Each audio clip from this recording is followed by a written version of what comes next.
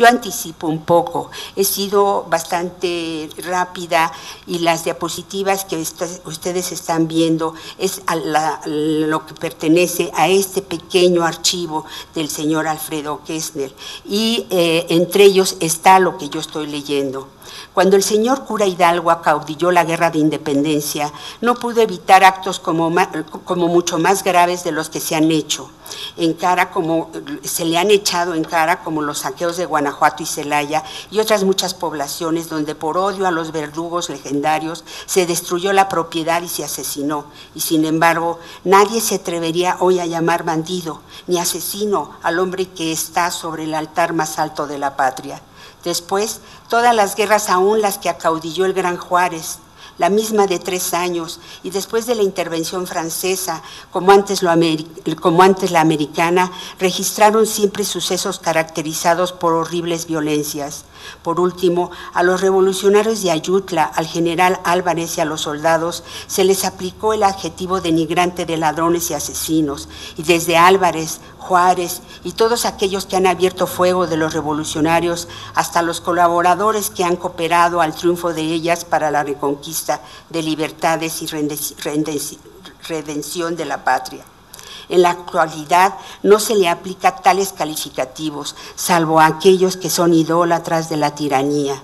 No sé cómo el señor Madero se atreva a llamarme bandido, cuando sus fuerzas ya después del triunfo y en adelante de su olímpica figura perpetraron crímenes tan espantosos como los de Puebla y Covadonga. Allí está el punto, allí está la relación que se inicia de Zapata con los obreros. Él protesta por estas muertes que se hacen en las fábricas de la Covadonga. Toda la línea textilera que se encuentra entre Puebla y Tlaxcala está precisamente estas fábricas fabriles que tenían a obreros muy dedicados a la industria textil. Dice, mexicanos, durante un siglo todas nuestras revoluciones han tenido que resentirse de esas desgracias. Y lo mismo ha sucedido en todas las revoluciones de los diversos países del mundo. Solo la del señor Madero, después del triunfo, fue cuando reforzó los crímenes. Pero yo no soy bandido, ni lo son cuantos me acompañan. Nuestros enemigos nos llaman así para debilitar la causa que defendemos, pero no lo conseguirán, porque está apoyada en las 3 palancas inflexibles del Dios del universo, el pueblo, la justicia y la ley. Habiendo asumido ya el carácter de verdadera revolución, ningún acto de violencia se registra en las comarcas que ocupan mis fuerzas. Pongo por testigos a los habitantes de Morelos, Guerrero, Tlaxcala y Puebla y otros pueblos de la República que serían largo enumerar. Y yo no he levantado una bandera contra el orden social, ni contra la propiedad, ni contra el derecho alguno, sino contra los despojadores de la propiedad, contra los usurpadores de los derechos ajenos protegidos por los malos gobiernos. Y aquí, en una parte del archivo, existe en manuscrito que dice: la propiedad es poder y el poder lo da la propiedad. Contra los violadores de la ley que trafican la justicia, contra los que no respetan la soberanía de los estados ni tienen más ley que el capricho, contra los usurpadores de las tierras, montes y aguas, contra los monopolios de estos mismos elementos, pero previa ley de expropiación e indemnización, en fin, las tendencias revolucionarias del Plan de Ayala son: librar a los obreros de mi patria de la tiranía de los patrones capitalistas judíos, a los trabajadores del yugo abyecto de los hacendados, de la ignominia y la humillación de los capataces. Aquí me detengo, porque lo articulo con el proyecto que yo he trabajado por años y que realicé en el estado de Tlaxcala. Allí, en este momento, se hacen huelgas agrarias. Esas huelgas agrarias aparecen en varios documentos que me dieron cuando yo hice el trabajo de campo de historia oral con arenistas de esa zona. Ellos se llamaban de 2 maneras. Yo soy arenista, soy zapatista y soy convencionista. Cuando estos informantes declaraban estas 3 formas de haberse aliado políticamente para adquirir sus fines, yo entendí el proyecto arenista. El proyecto arenista los llevaba a utilizar la educación como parte de su proyecto de vida. Los obreros campesinos de esa zona, apoyados por Zapata, habían aceptado el ingreso de un grupo religioso metodista. Este grupo religioso lo pueden confrontar con la obra de Jean-Pierre Bastien, en donde explica cómo ellos son precursores del movimiento revolucionario en Tlaxcala y en Puebla. Este grupo religioso les da la herramienta para que estos campesinos que van en cierta parte del año a la obra del trabajo obrero, a las fábricas, hacen este tipo de huelga y se levantan contra el patrón de la hacienda y contra el patrón de la fábrica. Este es el punto en donde Zapata dio parte de su discurso a ellos. Este es el punto que me interesaba que ustedes conocieran por la articulación que tiene de todos estos movimientos que están alrededor del estado de Morelos.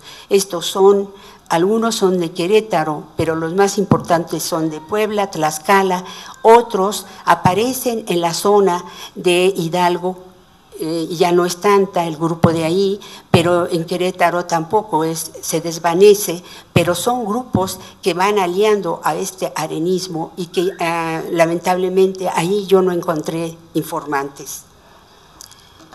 Deseo yo y mis compañeros que haya verdadera y positiva instrucción o enseñanza pública para los niños mexicanos, que las escuelas no sean un simple aparato para cubrir apariencias, que las cátedras de las aulas del estudio en escuelas superiores se abran para todos sin distinción de clases, que las becas no solo se concedan a los privilegiados, puesto que todo esto se paga con dinero del pueblo, pues es claro y evidente que los hombres más civilizados son los menos aptos para la tiranía, que los gobiernos, en vez de modelar palacios o edificios de piedra, se preocupen por modelar el espíritu y la inteligencia de los hombres de México. Nosotros luchamos contra la burla que Madero ha hecho a la revolución, al país, y contra las traiciones que a mí y a otros luchadores nos ha jugado. El documento es extenso, abarca otras tantas 3 hojas, pero lo que me importa aquí es que Zapata en esta escritura no solo se queda en Anenecuilco, en Morelos, sino él se extiende a partir de este tipo de documento que está fechado el 1 de marzo de 1912 a casi toda la República, porque menciona que ellos, este voto público hacia este manifiesto debe de estar en Yucatán, en Chiapas, en San Luis Potosí y en todos los estados, y por violar la Constitución de Puebla y Veracruz, y que me han traicionado a mí primero. Eso lo menciona Zapata en una forma muy contundente y repetitivamente. Se pregunta, ¿puede ser el hombre de la revolución, el jefe de un pueblo tan valiente y digno como el mexicano? Lo refiere a Madero. El no respetar la ley ni las promesas que hizo al pueblo solo trata de enriquecerse y enriquecer a numerosas familias. La revolución no fue más que un pretexto. No hay ahora un solo mexicano libre que no lo juzgue así. Allí podemos recalcar el pensamiento crítico que tuvo Zapata. Y continúa, yo no me indigno porque me ataca, sino porque me ataca traidoramente, como muchos de mis compañeros. Este documento yo creo que es la parte más importante que tiene el archivo de Alfredo Quesnel. Yo repito, conocer poco de Alfredo Quesnel hasta donde yo he visto y que se conoce poco. He ido a su lugar donde nació, que es Nautla, aparecen muchos Quesnel, se ha hecho un poco tergiversada la versión y el discurso Quesnel, pero lo que sí me importa es que él tiene en este archivo en su poder este tipo de documentos. Ya para finalizar, termina Zapata diciendo: una dictadura ha sido reemplazada por otra. Luchemos contra ella hasta vencer o morir, pero hagámoslo, derribémosla y de manera que el pueblo nos estime, nos crea por nuestros hechos y nos ayude. Nos está ayudando, gobierno de Madero. Tú caerás como toda mentira, como toda traición, y tu caída será más vergonzosa que la de Bustamante, más ridícula que la de Santana y más estruendosa que la de Porfirio Díaz. Pueblo mexicano, no creas a los que te llaman bandido, así llamaban los aduladores de Díaz Inmaculado, Pascual Orozco y demás caudillos.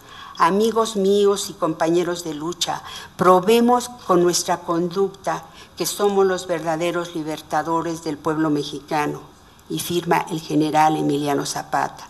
Yo creo que les han pasado la grafía del general. Nosotros también nos dedicamos a estudiar este tipo de documentos, si tanto la firma como la grafía pertenece a él. Yo dictaminaba cuando estaba en la universidad, en el archivo histórico de la universidad, y allí se encuentra el archivo de Zapata. Dictaminaba las firmas, tanto de Zapata como de Orozco, como de Villa, las que había. Lo que sí es importante es que el movimiento zapatista, en apoyo a los obreros, se va convirtiendo en un movimiento que se aglutina en la convención. Esta es la parte medular del discurso que Zapata mantuvo vigente para los obreros. Muchas gracias.